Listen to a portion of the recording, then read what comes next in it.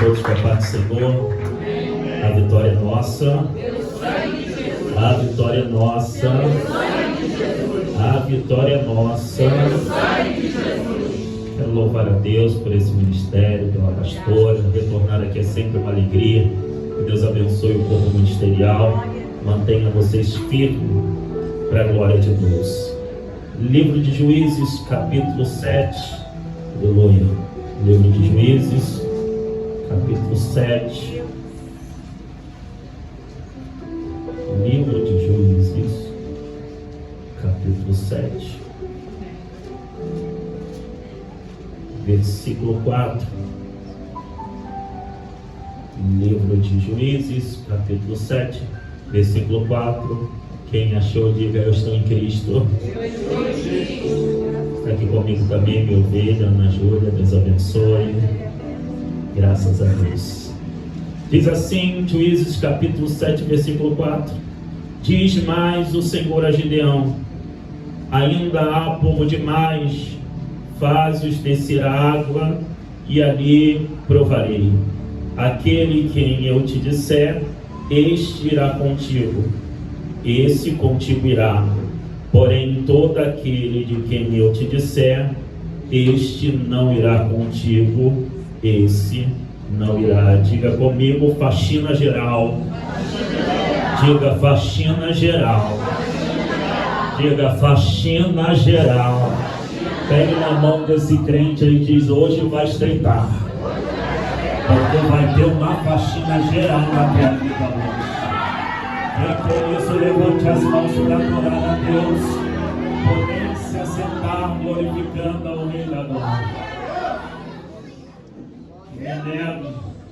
Cheguei aqui, a pastora estava falando sobre a jovem que tinha um espírito de adivinho, mas o apóstolo Paulo é um trabalhador, um faxineiro, entendia de limpeza, e disse: esse corpo já não te pertence mais, porque eu vim aqui no nome do Senhor limpar essa jovem. E ele disse: já estás limpo. Para Pedro disse: estás limpo pela palavra. Então te basta hoje sair limpo. Eu entendi. Antes de Deus te dar vitória, primeiro Ele te limpa, porque Deus não anda com sujo. Livro de Apocalipse vai dizer bem claro: ainda há alguns dignos de andar comigo de branco. Deus não anda com contaminado, Deus anda com limpo, com santificado. Deixa eu ver se tem uns crentes que gostam de andar santificado. Mas Juízes capítulo 7, versículo 4, Deus já está fazendo a peneira dele, ou a limpeza, como você quiser ouvir e você entender. Mas antes eu quero voltar um pouquinho antes. Quando Deus seleciona Gideão, no capítulo 6, a Bíblia diz que Deus resolve dar vitória ao seu povo. E quando Deus resolve dar vitória ao seu povo, Ele decide levantar alguém. Todas as vezes que Deus resolve levantar alguém, é porque Deus desejou dar vitória ao seu povo. Deus tem uma conversa com um líder agora, que ele ainda tem uns problemas sentimentais, ele tem uma certa dificuldade para entender que operando Deus, quem impedirá? Mas até entendam, porque são 7 anos de cativeiro, 7 anos de adoração a outros deuses, 7 anos de afastamento de Deus do meio do seu próprio povo. Uma vez um presbítero numa igreja que eu congregava dizia: não, você pode ficar alegre, porque todos os dias Jesus está alegre contigo. Não é uma verdade, porque a alegria do Senhor depende de como você se posiciona diante dele.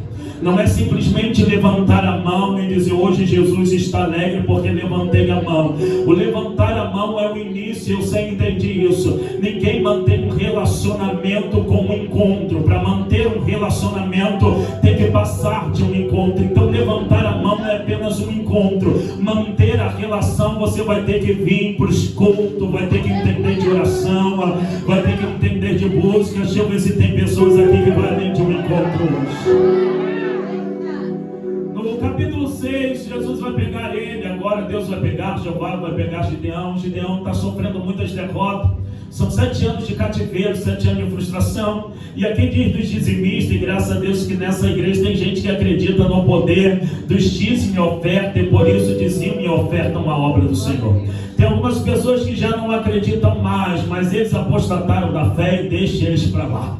Mas esse povo aqui está perdido porque se entregou agora a outros deuses, a sua vaidade. cidade. E agora os medianitas e os amalequitas descem todas as vezes para tomar a providência do povo. Imagine você trabalhar e no final do mês alguém vem e pega o seu salário, alguém vem e pega. Imagine você, um homem trabalhando, projetando coisas para sua casa, aí chega o devorador e toma, porque os medianitas eram os devoradores da época. Os medianitas, os amalequitas tomavam tudo aquilo que era deles, até que um dia Deus resolve e diz: a casa está destruída. O sentimento também, porque entenda, o pai de família que vê o seu filho não tem como lhe dar comida, ele logo fica abatido porque não consegue prover. A moral agora do pai de família está sendo derrotado, porque todas as vezes que chega a hora de colher, os amalequitas, agora os medianitas agora vêm e dizem: é hora de nós tomarmos aquilo dele,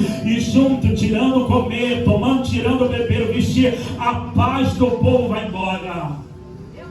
Então nós entendemos que as coisas não estavam boas, mas a infidelidade operava naquele meio. E Deus precisava agora consertar as coisas. Chegou a hora da limpeza.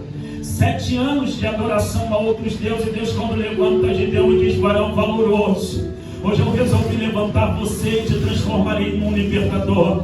Entenda uma coisa: Deus não quer que você seja um sucesso na missão, porque o sucesso quem dá é Ele. Ele quer que você seja uma ovelha obediente, porque quem dá o resultado final do ministério da sua história, porque a sua história está cravada na palma da mão de Deus.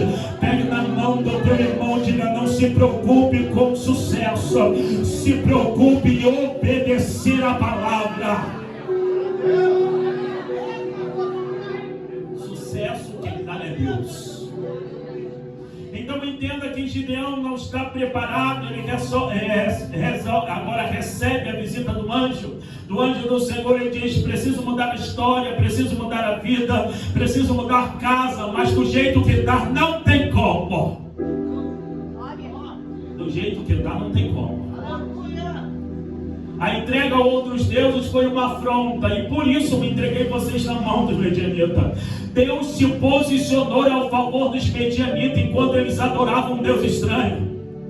Tem pessoas, me permita dizer, você está perdendo vitória, porque você deixou de adorar a Deus, e Deus está a favor dos seus inimigos. É incrível você pegar a Bíblia Sagrada e entender que Deus um dia se posicionou aos inimigos do próprio povo que Ele criou, mas está escrito: eu entreguei vocês na mão do medianita. Por que você entregou? Porque vocês me abandonaram. Seu abandono faz Deus se posicionar ao favor do teu inimigo. Mas Deus se levanta, Deus começa a posicionar Gideão, e Gideão vai descobrir que na casa do seu pai levantou um altar a Deus estranho.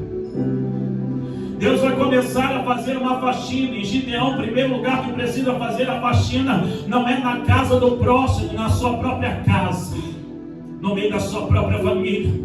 Às vezes nós queremos que Deus dê vitória, e a gente começa a querer fazer faxina na casa dos outros, porque a fulana de tal é prostituta, porque a fulana de tal é beberrão, porque a fulana de tal é mentirosa. Está na hora de quebrar os altares a Deus estranho na tua casa, porque sua filha também é prostituta, a sua filha também gosta de beber, mas você tem que dar testemunho para que a tua filha se converta. Você tem que começar a pregar no meio da tua casa. Quando tu começar a faxina dentro da tua casa, Deus se posiciona a teu favor. E quando nós vemos agora que o Senhor é poderoso para primeiro limpar a nossa casa, Deus vai te mandar a limpar a casa do próximo. Quando você reconhece que existe um altar de Deus estranho na tua casa, Deus começa a operar na casa do próximo. Mas às vezes nós queremos que Deus faça obra na vida do próximo, e a casa está cheia de altares a Deus estranho. Mas Gideão entende: eu preciso ser um bom líder, e um bom líder primeiro tem que dar exemplo, quebrando os altares no meio da sua casa. Eu costumo dizer, quando eu lembro disso, quando meu pai não era convertido, hoje, graças a Deus, ele já partiu, o Senhor salvou. Uma vez ele dentro de casa, alguém tocou a campainha, ele diz: vai lá e diz que eu não estou em casa. Eu virei e falei assim: se eu for lá no portão, você sabe que eu vou dizer que você está em casa, porque a mentira tem que cair na tua casa. Eu tenho visto que tem algumas pessoas que a mentira surgiu para dar um jeitinho brasileiro. Mas o jeitinho brasileiro está te levando para o inferno. Porque se esse jeitinho brasileiro é você mentir, se esse jeitinho brasileiro é você dar golpe nos outros, eu quero te dizer, está na hora de quebrar esse Deus estranho da tua vida. Porque o pai da mentira é Satanás. Está na hora de parar de dormir com Satanás. Está na hora de parar de comer com Satanás. Está na hora de se vestir com Satanás. Está na hora agora de quebrar esses altares agora e falar a verdade, ainda que a verdade te doa e você tenha que lidar com a verdade que te traz dano, mas é a única maneira de Deus limpar a tua casa. Deus não limpa a casa com mentira.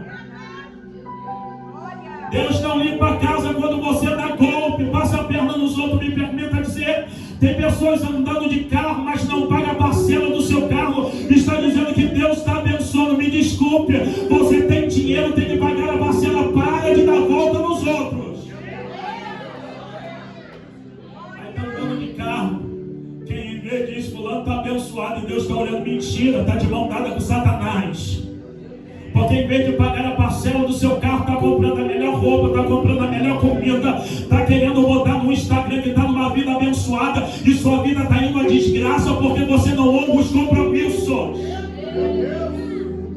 Depois olha e diz assim, Deus, por que você não me abençoou? Porque você dá volta nos outros. Você pode manter uma vida de aparência, mas Deus não trabalha com vida de aparência. Deus trabalha com verdade. Não adianta ter nome que está vivo e está morto. E tem muitas pessoas que estão com o nome que está vivo, mas eles estão mortos. Eles têm a aparência de crente, vai no culto de crente, eles adoram até como crente, como aqueles crentes que realmente têm o nome de vivo, mas está morto, tem nome de vivo e também está vivo, porque a essência dele é dominada pelo Deus vivo. E ele teve um encontro e disse, quem um dia mentiu não mente mais, quem um dia roubou não rouba mais, quem um dia adulterou não adultera mais, quem um dia se prostituiu não se prostitui mais, porque a limpeza tem que acontecer primeiro na sua vida. Gideão quebra os altares e só então assim Gideão está apto para ser líder. Todo bom obreiro, o primeiro lugar que ele tem que ser um bom obreiro é dentro da sua casa, não é na igreja. Não adianta aparentar aqui ser um bom obreiro se a tua casa te conhece quem tu és. Continua dando volta, continua mentindo, continua indo no Instagram e agora mandando direct para quem não te pertence. Aí a dificuldade é oramos para que Deus converta a vida dos seus familiares, mas nem você está convertido. Me permita-me dizer, talvez você não seja um Gideão. Porque a primeira providência que Gideão vai tomar agora é quebrar altares. Porque Deus não atua com divisão. Deus não atua com divisão de adoração. E se teus sentimentos não estão em Cristo, não estão na sua igreja, seu sentimento está dividido. É por isso que Deus não pode operar. Eu entendi no Novo Testamento que você tem que adorar com a sua alma, e a alma vai falar de sentimentos. Se a tua alma não está aqui, você está em um lugar que não te pertence mais, porque onde tiver o teu coração, aí vai estar o teu tesouro. Se o teu tesouro estiver em outro lugar, teu coração também elevado está lá. Então, em nome de Jesus, entra na igreja com o seu coração fixo dentro da sua igreja. Se seu coração está fixo em outra congregação, isso está dizendo que você está em adoração dividida. Eu estou aqui na igreja, mas queria estar no culto da fulana de tal. Me perdoe te dizer, decida o teu caminho. Decida. Não adianta estar numa casa onde você não quer mais estar. E quem diz isso não é os seus pés, quem diz isso é o seu coração. Porque os seus pés estão no lugar, mas o seu coração está em outro lugar. Você está dividido, está na hora de tomar uma decisão. Gideão toma uma decisão, porque o coração dele está em Deus. E como o coração dele está em Deus, ele só poderia estar em um lugar, na frente de batalha.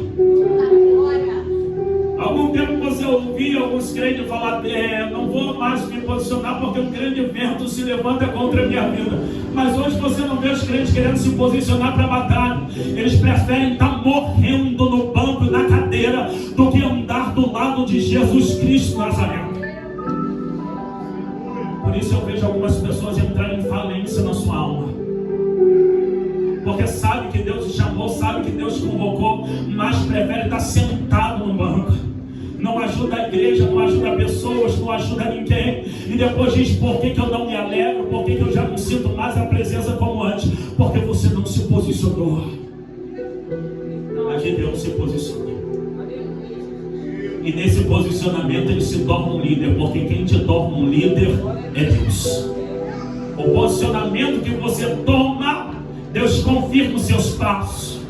Eu confesso que algumas vezes, logo no início da história, eu disse: Deus, acho que tu chamou, bateu no endereço errado. Porque quando Deus me chamou, eu tinha 18 para 19 anos, e nem imaginava direito que ia ser crente. Uma vez eu dizendo: Deus, eu queria tanto abençoar o seu povo. Eu pensei que Deus ia falar assim: Márcio, eu estou te dando muito dinheiro para você dar muita cesta básica, até mesmo ter dinheiro para abençoar alguém por moradia. Mas a voz de Deus diz assim: tá, você quer abençoar o meu povo? Pregue a verdade. Mas para mim, naquele tempo, no início, não fazia bem sentido, porque eu achei que eu não ia encontrar resistência dentro da igreja em pregar a verdade, já que o povo diz que ama Jesus e Jesus é verdade. Mas muitas das vezes fui levado a ser chamado de falso profeta, de pessoa que não glorificava a Deus, e até mesmo como um dos divisores agora do ministério, porque quando chegava para falar a verdade, algumas mentiras ocultas teve que levantar. E essas mentiras ocultas estavam no altar, estavam em obreiros, estavam em algumas ovelhas, e Deus não passa a mão na cabeça de ninguém. Então a limpeza começa diante, em cima do altar, vai tomando os obreiros da igreja e vai chegando no nave da igreja, mas nem todas as vezes a verdade é bem ouvida, nem bem aceita. Então você começa a ter os inimigos da sua vida. O evangelho, ele te abençoa, mas ele te traz inimigos. E alguns inimigos que não se convertem estarão contra a nossa vida até o último dia da vida deles. Mas eu louvo a Deus porque Deus te convocou. E quando Deus te convocou, você se posicionou quebrando o altar. E quem se posiciona quebrando o altar está dentro do esconderijo do Altíssimo. Descansa debaixo da sombra do Onipotente. E 1000 cai ao teu lado, 10.000 à tua direita, e tu não serás atingido. Esse esconderijo é tão forte que nem Deus tem poder para quebrá-lo, porque foi Ele que deu o esconderijo para que a graça nos envolvesse e a ira de Deus não nos consumisse. Esse esconderijo tem um nome, e esse nome é respeitado no céu. O nome dele é Jesus Cristo Nazareno, e te dá poder para resistir os dias maus contra os seus inimigos. Gideão está guardado. Agora Gideão, capítulo 7, vai começar agora Deus dizendo: eu te transformo em um líder. Imagine quando ele diz, e como pastor, dirigente, quando ele vai tomar posse da sua liderança, 32 mil, ele dizendo: tenho 32 mil ovelhas. O que lhe daria status e lhe daria respeito sendo um líder? Porque todo mundo, a maioria deles, gostam de estar numa igreja cheia, com muita gente, porque para eles a quantidade é o nível do sucesso do líder. Mas não é isso que Deus vai revelar no capítulo 7. 32 mil, e Deus começa uma conversa, uma limpeza, porque Gideão começa na tua casa. Como Gideão começa na sua casa, Deus continua no meio do arraial. Crente, ele precisa vir cheio da sua casa. Porque quando sentam algumas pessoas do nosso lado cativo, que não teve a mesma oportunidade de nós estarmos cheios do Espírito Santo dentro da nossa casa, aquilo que nós temos transborda tanto que a limpeza passa a estar no nosso companheiro. Pegue na mão desse crente e diga: será que tu está cheio hoje? Diga: Jesus está precisando de obreiros e que trabalhem com limpeza. Diga para esse irmão: nunca seja sujo, porque eu posso precisar de você amanhã. E se você estiver sujo, Deus não te usará. Cadê os crentes limpos nessa noite? Estudando um pouquinho a palavra para trazer hoje essa manhã, acordei bastante cedo. E eu fui ver no capítulo 7, quando Deus, no versículo 1, diz assim: então Jerubaal, que é Gideão, se levantou de madrugada e todo o povo que com ele estava, e acamparam junto à fonte de Arode, de maneira que o arraial dos medianitas ficava ali para o norte, no vale de fronte do outeiro. No versículo 1 do capítulo 7, me permita ler a Bíblia e caminhar um pouquinho pelos versículos. Gideão agora vai se posicionar no local que Deus determinou, porque não adianta ser obreiro e não ter posição. Você tem que ser obreiro e se posicionar naquilo onde Deus te ordenou, porque Deus não vai fazer com que você lute. Logo nós vamos entender. A Bíblia diz que Deus lhe entregará o seu inimigo na sua mão. No livro de Gideão, Deus não está querendo que o povo lute, Deus está querendo entregar como presente. Posicionamento faz com que Deus presenteie você com a derrota do seu inimigo sem você precisar levantar uma espada, um arco, uma lança e nem vestir uma armadura. No versículo 2 disse Deus a Gideão, disse o Senhor a Gideão: e demais o povo que está contigo, para eu entregar. Ele não levanta Gideão para lutar, ele levanta Gideão para entregar, para entregar os medianitas nas suas mãos. Israel poderia se gloriar contra mim, dizendo: a minha própria mão me livrou. Versículo 2 diz que a quantidade não agrada a Deus por um sentido. O sentimento de arrogância está sobre ele. Aquele povo tem uma altivez, e achando que, para que Deus fale assim, para que eles não se achem autossuficiente e diga: nós derrotamos os nossos inimigos com o nosso poder e através da nossa mão. Deus está dizendo: o povo que está contigo tem um sentimento que não me agrada. Não adianta 32 mil homens se dar lugar a um sentimento onde Deus não vai se manifestar. Não adianta uma congregação de 32 mil homens onde Deus não tem a possibilidade de ser glorificado. E Deus está dizendo a gente: há muita gente, e essa muita gente está me impedindo de fazer o que eu quero. Essa altivez que você tem impede Deus de fazer o que Ele quer. Esse diploma que você acha que Deus vai te dar de vitória por causa de diploma, Deus não te dá vitória por causa de diploma. Deus te dá vitória porque você honra Ele. Eu honro os que me honram. E tem algumas pessoas que são tão habilidosas que esqueceram do momento de oração, esqueceram do momento de jejum, esqueceram do momento da busca, e tem um monte de porta fechada porque você acreditou mais em você do que em Deus. Mas nessa noite que diminua você, para que Ele cresça. Deus não precisa de diploma, porque o sucesso pertence a Ele. Ele faz da maneira que quer. Me perdoe, claro que você tem que se capacitar, mas quando Deus quer operar, não tem diploma certo. Deus vai e levanta. E eu sempre digo isso: Deus não deu diploma ao governador chamado José. Sai da cadeia, não tem como se preparar. E Deus diz: mas sou eu que te entrego sucesso. Só ouve a minha voz. Deixa eu fazer uma faxina no Egito. Se você se possibilitar a ser um obreiro que trabalha numa boa faxina, Deus te coloca no lugar que precisa de faxina. Deixa eu ver se tem alguém aqui levado pela mão de Deus nessa noite. Vai ser levado para fazer uma faxina. Me desculpe, não terão muitos obreiros, e quem gosta da sujeira vai se levantar contra a tua vida. Mas nessa noite, quem é limpo, limpa-se ainda mais.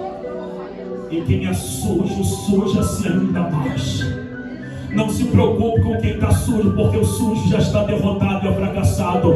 Se preocupe em exercer aquilo que Deus te determinou, porque o limpo está protegido e tem garantia a alguns que são dignos de andar de branco comigo. Gideão fico alegre com 32 mil, mas eu não estou alegre. Porque às vezes a gente quer 32 mil para dizer nós temos muitas ovelhas. Mas ovelhas que afastam Cristo é melhor ficar com menos. E tem obreiros que, me perdoe me dizer, antes dele sair da igreja, ele faz uma desgraça no ministério. Infelizmente, eu estava lendo a história de Judas Iscariote e eu vi que Judas Iscariote ele não é tão influente no meio dos discípulos. Tanto que ele vai precisar de um povo do lado de fora, porque ele não conquistou o coração de pessoas do lado de dentro. E quando ele quis se levantar contra o Cristo, ele não achou brecha nos seus discípulos. Hoje eu sei que o poder do Judas Iscariote está sendo limitado nessa igreja. Quando ele tentar levar alguém dessa igreja, ele não vai encontrar um coração apto. E é por isso que eles vão, pegam outro caminho, encontram outras pessoas e continuam se sujando. Mas uma igreja limpa não se revolta contra Cristo e nem o abandona. Eu gosto de falar isso porque às vezes nós vemos e jogamos muita culpa no pastor, já viu? Mas eu aprendi dirigindo culto e dirigindo igreja que existe muita ovelha injusta. É fácil pegar hoje o YouTube, é fácil pegar hoje o Instagram e colocar no Instagram: pastor é isso, pastor é aquilo, pastor é outra coisa. Mas você já viu que a gente não tem? As ovelhas também não são lá essa maravilha. Porque botar responsabilidade só no pastor, me perdoe, algumas igrejas fecharam e diz foi Deus que deu, não foi não. Mas sabe o que aconteceu? Foi negligência de pessoas que não quiseram se posicionar. O líder teve que carregar um peso ao ponto que não aguentou. Aí Deus te enviou para você agora dividir o peso, você não se posicionou. E você acha que a porta fechada vai ficar só nos ombros da pastora? Não, vai ficar nos ombros da pastora, do obreiro, das ovelhas que não se posicionaram. Não é só um corpo só quando você está doente. É fácil dizer nós somos uma família. Quando você está doente, você cita isso. E quando o ministério precisa de você, você se omite. Aí depois quer lançar o problema em cima de pastores. Me perdoe. É muito bonitinho você sentar, levantar a mão dentro do culto e dar glória a Deus. Para você que só faz isso é fácil. Mas para quem dirige o culto, ele teve que abandonar a vida dele, deixar de se alimentar, deixar para ele lugares para subir um monte para que você receba. Aí você chega no meio da igreja e diz: hoje o culto não estava glória. Não estava glória para você que só levanta a mão da glória. Mas para quem ora? Para quem jejua, aleluia. Para quem sobe o monte. O culto não começou quando você reuniu. O culto começou quando ele se levantou. Porque já diz Shirley Carvalhais: esse adorador já amanhece adorando. Não precisa de movimento de igreja para sentir presença. Ele está lindo. Eu estou sentindo ele aqui hoje. Levante a mão. Será que ele merece hoje pelo menos um minuto de glória hoje, já que ele limpou a tua vida? Para você não ser um crente manco, um crente cheio de problema. Deus te levantou para ser livre, livre de enfermidade, livre de comandos de demônio. Nessa noite Deus está fazendo uma limpeza. É geral hoje. É geral. O grosso hoje vai sair em nome de Jesus. Tem algumas limpezas superficiais que você até deixa passar, mas tem hora que já não dá mais. Você tem que ver, principalmente quando você recebe pessoas, e receber visita de Jesus precisa de limpeza. Jesus não mora em casa suja. E uma vez ele vai dizer: está agora um homem, Isaqueu está querendo conhecer, mas Isaqueu está sujo ainda. Mas ele já se posiciona e se possibilita a limpeza. Quando ele sobe agora a figueira, aí Jesus diz: tem alguém que está precisando ser limpo. E Jesus, como um bom trabalhador de limpeza, diz: hoje mesmo eu quero entrar lá na tua casa. Eu quero comer com você. Porque quando eu entrar na tua casa, eu vou fazer uma limpeza. E acontece uma limpeza porque Jesus, ele vai pregar e ele não gosta. Jesus não é de roda dos escarnecedores. Entenda uma coisa, Jesus nunca andou com a prostituta, era a prostituta que se converteu e andava com ele. Jesus nunca andou com o beberrão, foi o beberrão que largou tudo e foi andar com ele. Esse negócio de Jesus andar com prostituta, nada disso. Raabe a prostituta, e quando entram os discípulos agora, de Josué agora, e diz assim: não é nós que vamos ficar na tua casa, é você que vai andar no lugar onde nós estamos indo. Deus não senta na mesa de bar assim não. Ele vai dizer: eu vou sentar na tua casa porque antes você veio. E se você veio, eu sei que você tem intenção de me conhecer. E quando vai chegar, ele vai dizer, e quando eles vão sentar na conversa, e qual é a conversa de Jesus? Não é piada, não é palavras obscenas, não é print de conversa que você tem em secreto e está expondo para os outros. Me desculpe, você que gosta de pegar print e mostrar para os outros, você é fofoqueiro. Você é fofoqueiro. E eu entendi lendo a Bíblia Sagrada que o fofoqueiro, ele vai transgredir um dos mandamentos: não criar falso testemunho contra o teu próximo. Porque o fofoqueiro nunca tem a história fiel. E se ultrapassou a fidelidade, é falso testemunho que está criando.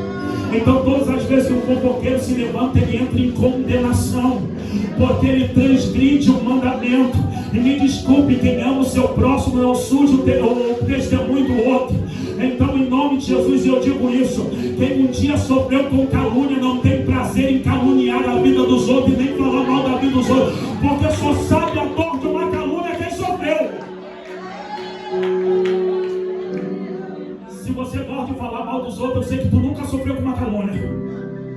E se tu gosta, eu sei que você é fofoqueira, mas não gosta que fale da tua vida. Não gosta de pregar um sermão e manda você se consertar.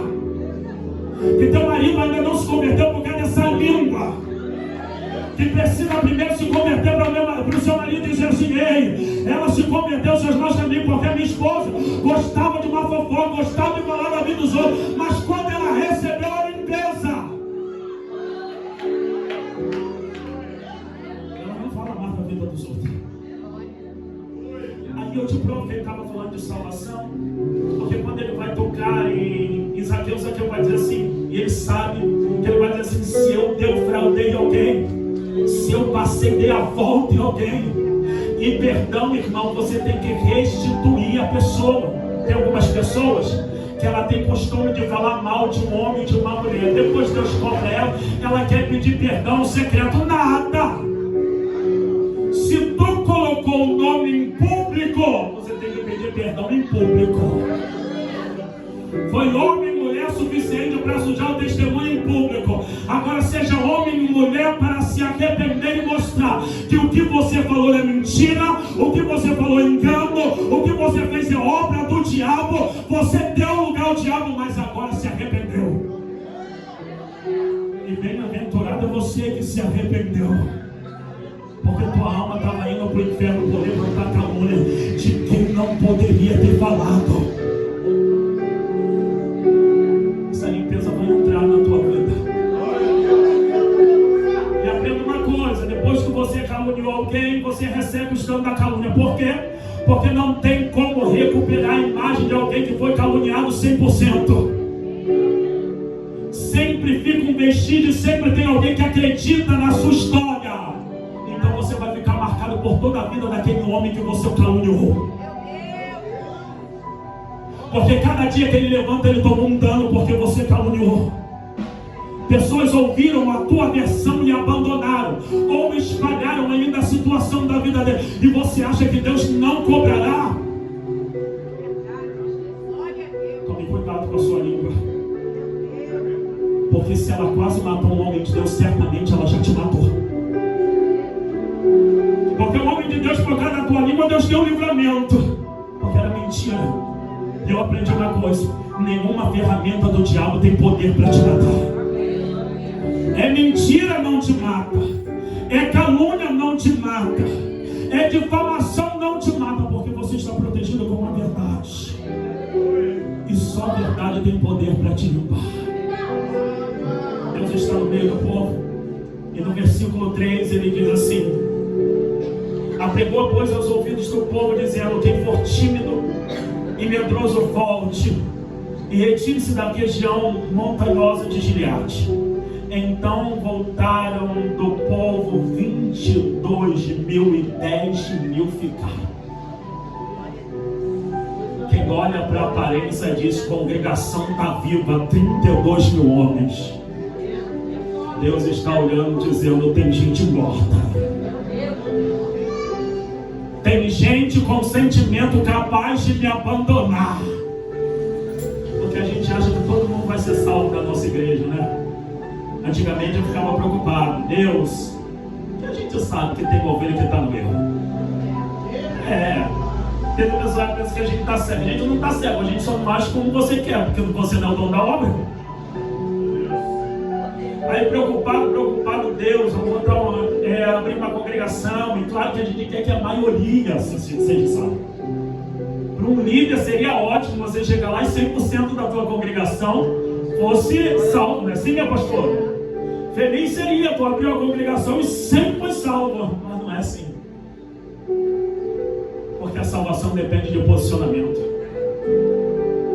Não é só ouvir, é ouvir e se posicionar. Se fosse só ouvir, o mundo inteiro estaria salvo. Deus amou o mundo de tal maneira para que todo aquele que cresce no seu Filho não pereça, mas tenha vida eterna. Amar, você saber do sentimento de amor de Deus, te basta ouvir, mas para ser salvo você vai ter que crer. Expor sentimento e Deus amor. Tu está ouvindo, Deus te ama. Ser salvo, tu tem que se posicionar aceitando Jesus. Senão não tem como. Mas no versículo 3 Deus disse que ainda há muita gente. E eu estudando agora, Deus começa a atuar tirando tímidos e os medrosos. O tímido em meia multidão, ele se revela em embaraço. Você vai ver um tímido que quando você expõe ele para falar isso, antigamente no colégio eu sofria com timidez. Eu nem sei, quando meu pai olhou minha mãe e me viu em cima do altar, eles ficaram surpreendidos, porque eu sou tímido, não parece, mas eu sou. E eles falaram assim: eu não sou de falar muito. Tem pessoas que vão comigo e dizem assim: Márcio, mas você quase não fala. Não, eu sou de ouvir, e você vai falando aí, que depois, quando eu tiver que falar, eu vou falando. E você sabe, quando você é tímido e você tem que se posicionar diante de uma multidão, de um grupo de pessoas, os seus pensamentos, a sua coordenação começa a ficar embaraçoso. Então Deus agora sabe que tem algum povo no meio desses 10.000, que eles são tão tímidos, que eles não vão conseguir exercer aquilo que Deus mandou. Ia criar um embaraço no dia. E esse embaraço acaba trazendo uma desordem para os companheiros. Quem faz um grupo junto sabe disso. Vai apresentar, tem pessoas que falam bem, mas na hora que chega o tímido, todo mundo fica tenso do lado tímido. Por quê? Porque o tímido, ele se embaraça e acaba atrapalhando. Dependendo do trabalho, você acaba atrapalhando quem tem uma desenvoltura, que não tem uma timidez. Então Deus está sabendo que no meio dos 32.000 homens, há homens que são tímidos, e essa timidez vai fazer surgir um embaraço no arraial. Deus disse para eles: manda eles ir para casa, porque o que eu entrego não pode causar nenhum embaraço. Hoje o caminho que tu anda não tem nenhum embaraço. Os tímidos estão sendo removidos. Pastor, mas eu sou tímido. Deus te convidou a fazer igual fez comigo. Vai te encher do poder de Deus e a timidez vai embora. Daqui a pouco, você que era tímido, ele tem costume de fazer isso. Ele te expõe na congregação toda para dizer: mudei toda a tua história. Outra hora você tinha timidez, agora tu está cheio de poder de Deus, está cheio de intrepidez e coragem. Que é isso? Foi a obra de Deus na minha vida. Antigamente eu queria ficar lá atrás, mas Deus me pegou, me encheu de poder. E o que ele foi hoje, Deus me expõe a mudança que ele fez sobre a minha vida. Será que tem crente que levanta a mão para adorar a Deus por esse Deus da transformação, cara? Nesse grupo também havia outro, os medrosos. E os medrosos são, o medo é um estado emocional provocado pela consciência que se tem diante do perigo, aquilo que provoca essa consciência. Então entenda, havia alguns homens que um momento, lugar de perigo, ativaria na sua mente o medo, o terror.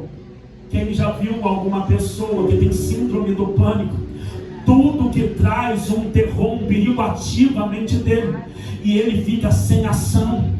O medo agora entra nele e ele não consegue avante. Uma crise paralisa ele, uma crise paralisa, uma crise traz choro, uma crise traz pânico, e ele não consegue se movimentar. Deus está dizendo: no meio do teu povo, a 32 mil que tu achava que era perfeita, tem pessoas que podem ter ataque de pânico e ser entregue, agora entregar na mão dos inimigos aquilo que eu lutei para dar vitória. Ele está dizendo: dispensa agora os medrosos, porque o que eu envio com coragem, e não pode ativar na mente de ninguém esse gatilho. Só que é uma surpresa que acontece. Acontece que Gideão está vendo 22 mil homens. Imagine você abrindo uma congregação e você prepara uma congregação para 32 mil homens, 32 mil assentos. Seu primeiro culto que Deus faz avistar a tua igreja 32, você perde, não sabe quem é quem. Aí Deus começa uma limpeza. Daqui a pouco você vai ver, preparou a igreja para 32 mil. Daqui a pouco, quando você vai dar o próximo culto, 22 mil assentos vazios. Imagine a mente de um líder. E os acusadores logo diriam que o líder está em pecado. Sabia que nem sempre a ausência de ovelha é pecado na real? Prego isso e você também prega sobre isso. Noé tem as suas ovelhinhas numa construção imensa, e Deus olha para Noé e diz: tu foi um bom pastor. Essa congregação não salvou muita gente, mas salvou a tua casa, é o suficiente. E da tua casa eu vou fazer uma nova história. Não é a quantidade, é a qualidade que se submete à ordem de Deus. No coração de Noé e da sua casa não havia altivez e nem arrogância, não havia timidez e nem medo. Esse pastor Noé e a sua congregação estava limpa, porque só consegue crer no sobrenatural quem se limpa, só consegue ter contato com quem se limpa, só consegue conhecer ao Senhor e continuar conhecendo ao Senhor quem se limpa. E Deus coloca uma estrutura imensa, a maior obra daquele tempo. Não havia outra congregação, outro lugar maior do que aquele, e não houve outro lugar que ficou de pé diante de Deus, a não ser a congregação que Deus mandou ele abrir. Quem olha para dentro da congregação diz ausência de pessoas, e quem olha para o Deus do céu e o Deus que olha a sua obra diz: a obra está perfeita. Nunca qualifique uma obra pela quantidade de ovelha. Você pode estar julgando de modo errado, porque você não sabe o objetivo daquela igreja. Talvez aquela igreja será boa, ela com 30, 40 membros, e o pastor será sadio, será salvo com 30 membros. E naquele dia os acusadores que disseram: a igreja não cresce porque ela está em pecado. Não, é porque o ambiente estava tão saudável, que bastou as 30 para ser salvo, e aquele pastor também. Nem sempre uma congregação que não cresce é porque existe uma deficiência, às vezes é um propósito. E propósito de Deus não pode ser quebrado. É por isso que tem Deus levanta os crentes que não liga. Já viu ele com crente com culto vazio, sem muitas pessoas, ele fala em línguas estranhas, ele marcha, ele entrega visão, revelação, ele faz tudo que Deus mandou ele. Por quê? Porque ele não está doente. Porque pessoas que só conseguem dar 100% em culto cheio são pessoas doentes da alma, que precisam de admiradores para que surta algum efeito no seu sentimento. Mas para pessoas curadas, basta Deus estar no recinto e Ele já dá o melhor, glória, o melhor. No versículo 5, Deus vai dizer assim: fez Gideão descer os homens às águas, E todo que lamber a água com a língua com que faz o cão, esse porás à parte, como também a todo que se baixar de joelho e beber. Versículo 5 fala: na primeira faxina Deus manda embora as pessoas que estavam com um problema sentimental de insegurança. E são fáceis de ser removidas, porque pessoas que têm medo e pessoas tímidas, basta você colocar uma circunstância, uma multidão, e ela, se você liberar ela, vai dizer: um alívio que tu me trouxe.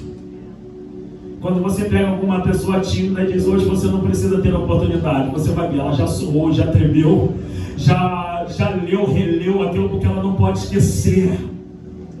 E quando você agora vai e libera ela, diz: um alívio que você me trouxe, não vou precisar me expor.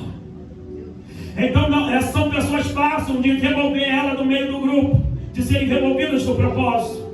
A segunda faxina é mais resistente, porque eles não têm medo e não têm agora timidez. Mas o que acontece sobre eles, porém não são capacitados para concluir propósito. Eles não vão se posicionar como Deus quer. Às vezes nós estamos com os crentes, 32 mil embora, e agora vai sofrer agora mais uma baixa, porque vai ficar 10 mil e só vão sobrar 9.700. Mais uma leva vai embora, porque os 10 mil ainda estavam desagradando a Deus. Eles não estavam capacitados para aquilo que Deus determinou. E adoro quando você sabe que a igreja atravessa agora estações, e tem pessoas que não acompanham a estação da igreja. Tem pessoas que elas querem ser consagradas, mas elas não acompanham o desenvolvimento. Não leu a Bíblia, não ora, não jejua, não está nos cultos. Aí sonha com uma ilusória consagração. Não, você não acompanhou a estação. Você não acompanhou o amadurecimento. Você não acompanhou os frutos que Deus vai dar. Então o que acontece? Passa a estação, outras pessoas se desenvolvem. Nesse meio vai trabalhando a capacitação deles. Eles estão sempre como voluntários, estão fazendo o propósito, independente de ter o microfone e não ter o microfone. Estão na consagração, porque geralmente consagração não enche, e pessoas só querem ir para culto que lota. Mas eles estão ali, o povo da consagração, estão na oração, estão subindo no monte. O microfone não chegou na mão deles, mas eles estão acompanhando a mudança de estação, a transformação. E quando acontece a mudança e começam os frutos, você é dado como fruto da nova estação.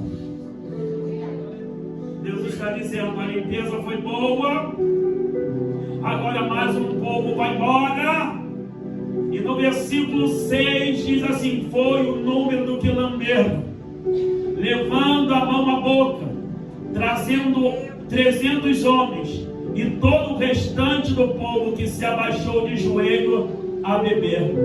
A aprovação de Deus vem quando chega no número 300. Duas negativas, 32 mil e 10 mil. Deus disse: era o não de Deus. 32 mil não, 10 mil não, 300 é o meu sim. Agora chegou o meu momento. A aprovação ficou apenas com os 300 homens, mas esses homens não têm os sentimentos confusos e são capacitados para o propósito. Levante a tua mão que eu quero profetizar. Às vezes a gente fala muito de propósito, mas tem pessoas que não estão capacitadas e têm sentimento confuso. Mas Deus colocará na tua vida quem não tem sentimentos confusos e já estão capacitados para o propósito e continuar contigo, porque esses vão ser entregues medianita, porque propósito de Deus não pode ter erro, propósito de Deus não pode ter divisão, e propósito de Deus não pode ter falta de capacitação. Chegando para o final da mensagem, porque a limpeza vai ter que dar resultado, né, irmão? Limpeza tem que dar resultado. Se a sujeira dá o resultado, porque a sujeira afasta pessoas. mau cheiro, o odor, a sujeira. Quando o ambiente está sujo, ninguém quer ficar naquele local. A limpeza traz uma nova visão, porque a sujeira trouxe uma visão sobre aquele local. Eu entendi isso. O pecador, ele recebe a sujeira. Talvez ele não nasceu um adúltero, mas a sujeira do pecado transformou em adúltero. Aquela jovem não nasceu prostituta, mas a sujeira do pecado transformou em prostituta. Aquele homem não nasceu bebercão, mas a sujeira do pecado trouxe agora a imagem de bebercão. Aquele homem não nasceu um bandido, mas a sujeira do pecado trouxe a sujeira e transformou ele num bandido. E quem olha para ele, a imagem do pecado diz: é um bandido. Aí a imagem do pecado diz: é prostituta. A imagem do pecado diz: é bebercão. Mas a imagem da limpeza diz: é o propósito meu. Eu vou limpar e a imagem do bebercão vai embora. Eu vou limpar e a imagem da prostituta vai embora. Eu vou limpar e a imagem do adúltero vai embora. Eu vou limpar e a imagem da fofoqueira vai embora. Porque eu estou fazendo limpeza. Eu estou fazendo limpeza. E com a limpeza, bem-aventurado o varão que lava suas vestiduras no sangue do Cordeiro. O sangue do Cordeiro nos purifica de toda a imagem que o pecado colocou sobre nós. Você não vai ter mais a imagem de prostituta, você não terá mais a imagem de bandido, você não terá a imagem de um alcoólatra, você terá a imagem de um santo de Deus. Me fez lembrar o momento que eu estava num ônibus e descendo do ônibus, uma pessoa disse: na igreja é cheio de ex-prostituta, ex-mendigo, ex-assaltante, ex-171. Aí o Espírito me disse: mas a igreja é cheia de ex. Eu falei: é cheio de escolhido de Deus. O diabo colocou a tua imagem, é ex-bandido, ex-prostituta. Deus, nada disso. Ex-beberrão, nada disso, é escolhido meu. Eu acabei de ver aqui em visão, aqui Deus vai trocar a tua identidade se o pecado colocou. Eu estou vendo aqui isso, e tem um órgão que se produz, trabalha para que a identidade seja mudada. Alguns recebem do Detran essa identidade. Quando recebe, você vai lá, tem algumas pessoas especialistas que pegam o seu dado, tira a sua foto hoje. O Espírito de Deus é especialista, está pegando o teu nome, está tirando uma foto tua e dizendo: vamos mudar a identidade. Por quê? Porque a identidade do pecado foi vencida. E o Espírito de Deus está... Eu estou sentindo Deus aqui hoje.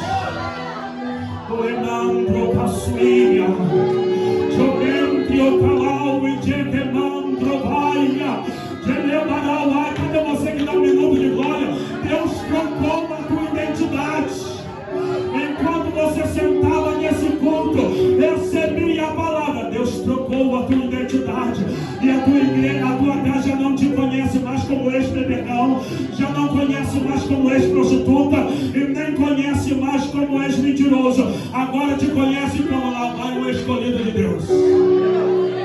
Lá vai uma mulher de oração. Lá vai um pastor de igreja. Lá vai uma missionária.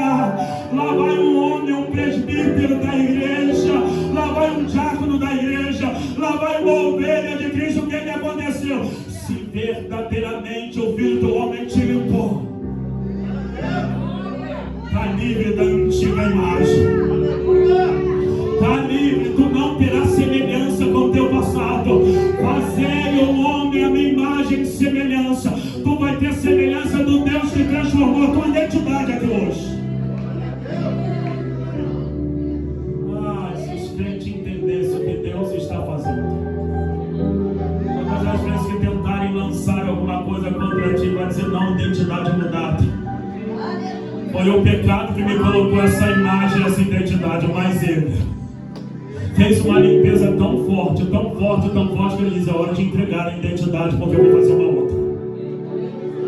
Você vem com uma identidade, e quando você sai do culto, depois de aceitar Jesus, você sai com outra. Porque a mudança de identidade começa a ser liberada para que o povo de Deus diga assim: e fulano agora só está na igreja.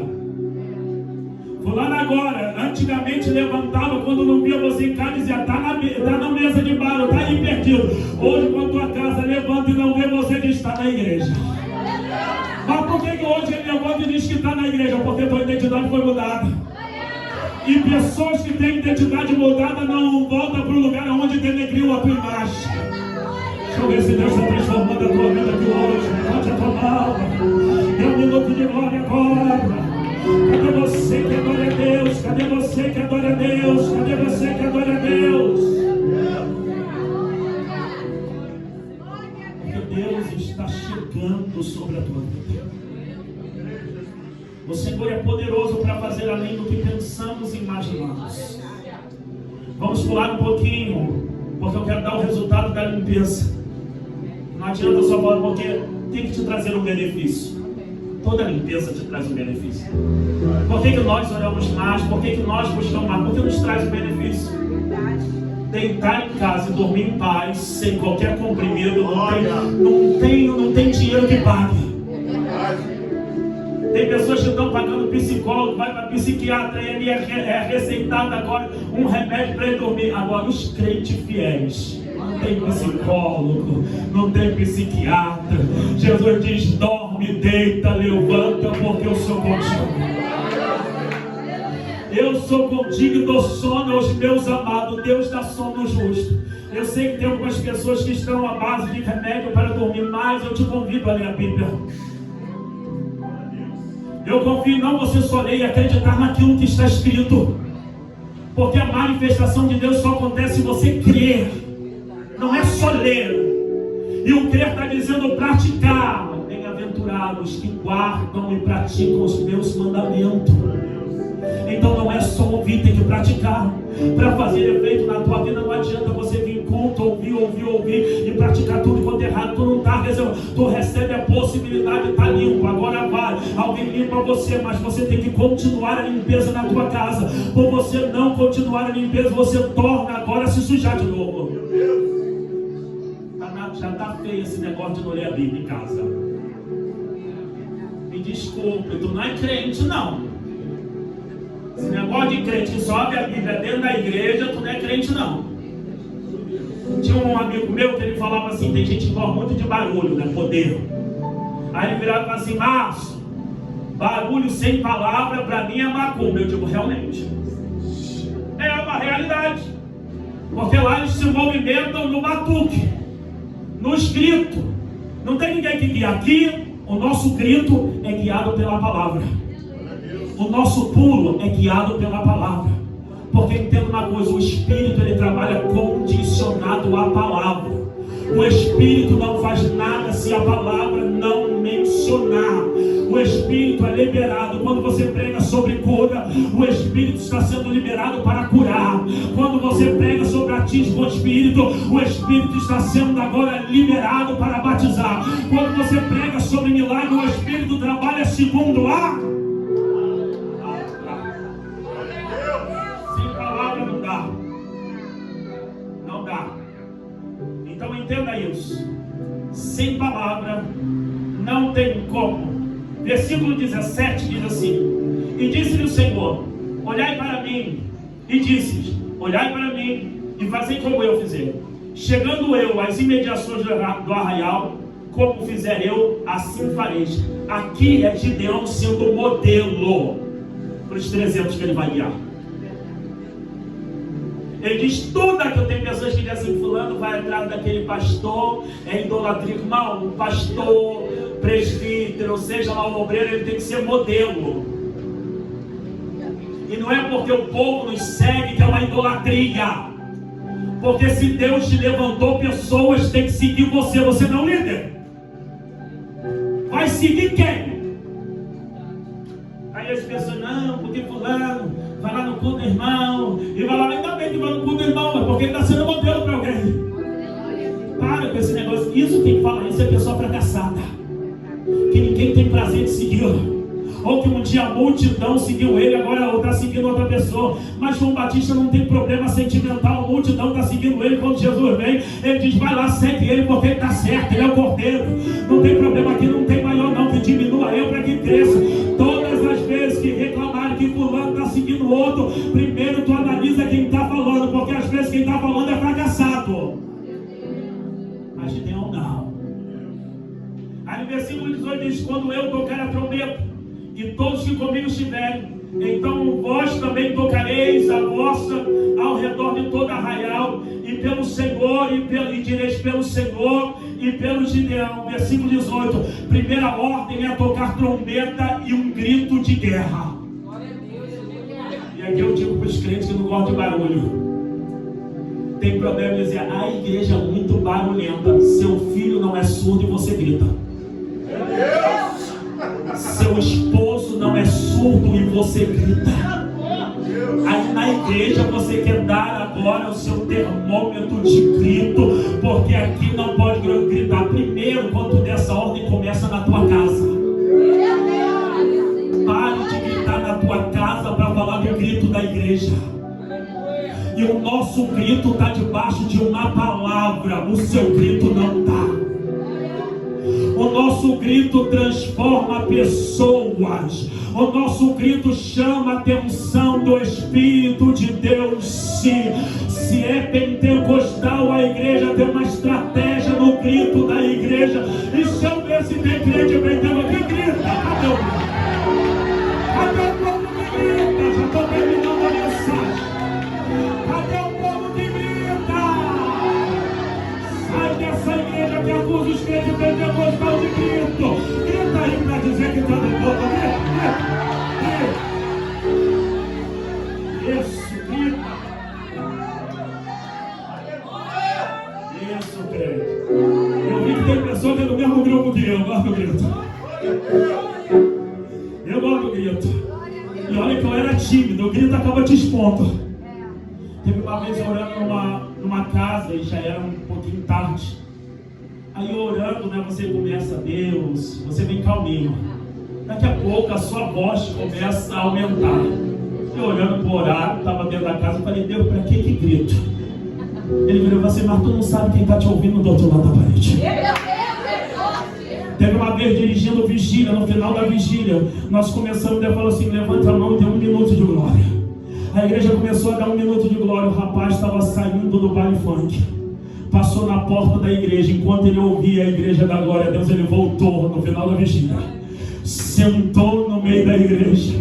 E quando acabou a vigília, nós fizemos o apelo, ele aceitou Jesus. Seu grito está despertando alguém. Seu grito não é o da tua casa. Da tua casa, autoridade, testemunho, não precisa gritar. Eu estou dizendo um grito direcionado, porque o grito aqui está direcionado. De Deus está dizendo: eu tenho uma ordem para gritar, e o meu grito não vai ofender ninguém.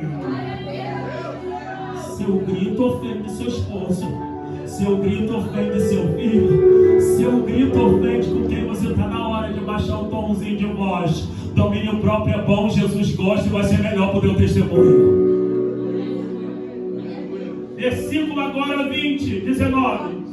Chegou, pois, Gideão e os 100 com que ele estavam iam em mediações do arraial ao princípio da vigília média, havendo-se pouco tempo antes de tocar as guardas, tocaram as trombetas e quebraram os cântaros que trazia na mão. No versículo 19, segunda ordem, porque a ovelha tem que ouvir a voz do seu pastor. E a ordem do pastor é: toca a trombeta e quebra o vaso. E a Bíblia diz que os 300 tocam a trombeta e quebra o vaso. Aqui vai falar de obreiros, que às vezes o pastor dá uma ordem e ele quer fazer o contrário. Mas Gideão está com 300 obreiros perfeitos para o propósito. Pastor falou, está falado. Vai morrer, morre todo mundo. Porque o pastor, ele nunca mandou no arraial, irmão. O bom pastor dá vida pela sua ovelha. Pode estar quase falecendo, mas está lá no altar. Está cheio de calúnia nas costas, está cheio de difamação. O povo contra ele, tentando matar ele, mas ele está lá, dando glória a Deus e aleluia. Porque ele sabe que o que traz a segurança é a presença do pastor. O salmista vai dizer: o Senhor é meu pastor, de nada tenho falta. Por quê? Porque a presença de Deus era constante. Versículo 20 diz: assim tocareis as 3 companhias trombetas, e despedaçam os cântaros, e segurava na mão esquerda as tochas e mão direita as trombetas que tocava, e exclamou: espada pelo Senhor e espada pelo Gideão. Entenda, Deus está colocando o nome do líder em evidência. A evidência acontece. Todo líder bem aceito por Deus, Deus traz a evidência. O grito diz: é pelo Senhor e também pelo nosso líder também. Porque as ovelhas de Gideão estão lutando por eles. Esse negócio de só o pastor lutar pela ovelha não dá certo. Que tem ovelha que, pelo amor de Deus, gosta muito de tirar proveito da unção do pastor. Na hora que é para fazer as coisas, cadê ela? Mas aqui as ovelhas são por Gideão também. Vamos perguntar: está passando mal, pastor? Está precisando de alguma coisa? Essas são as ovelhas de Gideão. Está acontecendo alguma coisa, líder? Está precisando que a gente faça alguma coisa, líder? Está precisando de apoio? Quem foi fulano? Não foi? Estava na escala. Posso lá ser voluntário e ajudar na escala? Pelo Senhor e por Gideão. Pelo Senhor e pelo líder. Porque queremos que o pastor seja pelas ovelhas, mas as ovelhas não querem ser pelo líder. Acaba sendo um jogo desigual. Tem alguém lutando por você e você não luta por ele. Mas versículo 21 diz assim: permaneceu cada um no seu lugar ao redor do arraial, e tudo que deixou correr e gritar ia fugir. Versículo 22: e ao soar a trombeta, e aqui eu termino, e ao soar das 300 trombetas, o Senhor, porque a promessa é: eu entregarei, não disse eu lutarei, ou vocês lutarão, eu entregarei os medianitas nas mãos de vocês. Versículo 22, ao soar das 300 trombetas, barulho, o Senhor tornou a espada de um contra o outro, e isto em todo o arraial que fugiu ao rumo de Zererá, até Bet-sita, até o limite de Abel-Meloar, acima de Tabate. Então os homens de Israel, de Naphtali e de Asser e de todo Manassés foram convocados e perseguiram os medianitas. Versículo 22, o resultado da limpeza vai fazer com que Deus entregue os seus inimigos. A Bíblia vai dizer, entenda isso, que quando você está limpo, você não luta, Deus te entrega. Você luta quando tem sujeira, quando tá, entenda isso.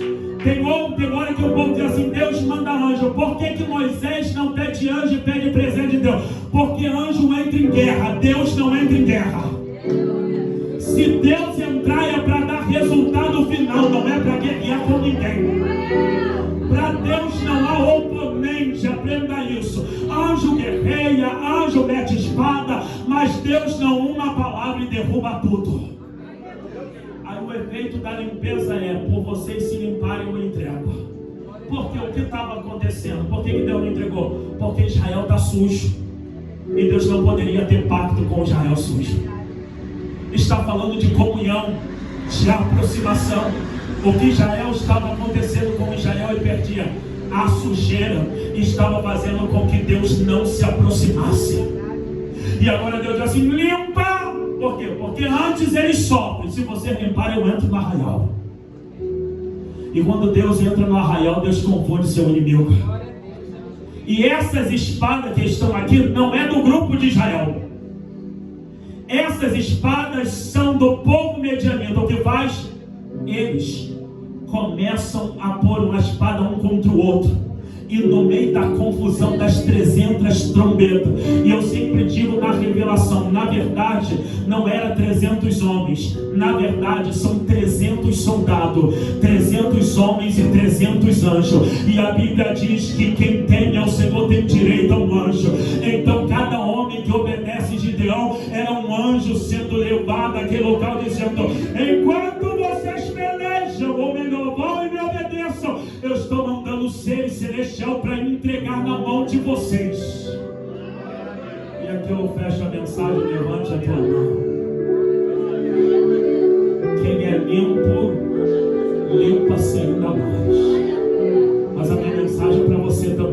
suja. Está na hora de se limpar hoje. Olha o que eu vou te dizer. Não há sonho de Deus para quem está sujo. Sonho de Deus é para quem está limpo. Sonho de Deus não é para quem bebe. Sonho de Deus para mim e para você que está na igreja. Sonho de Deus não é para quem se prostitui. Sonho na igreja é para quem se converteu. Então eu quero profetizar para você que está limpo. Tem sonho de Deus para você hoje. Deus entregará tudo na tua mão. É um sonho de Deus, só Ele pode fazer. Então Ele vai entregar hoje. E eu acabei de ouvir e vou profetizar hoje. É dia de Deus entregar propósito concluído hoje. Não vai ter peleja. Deus vai entrar no arraial. E quando Ele entra no arraial, Ele dá vitória, resultado final. Para você hoje, o que está sujo, Deus está mandando você se converter.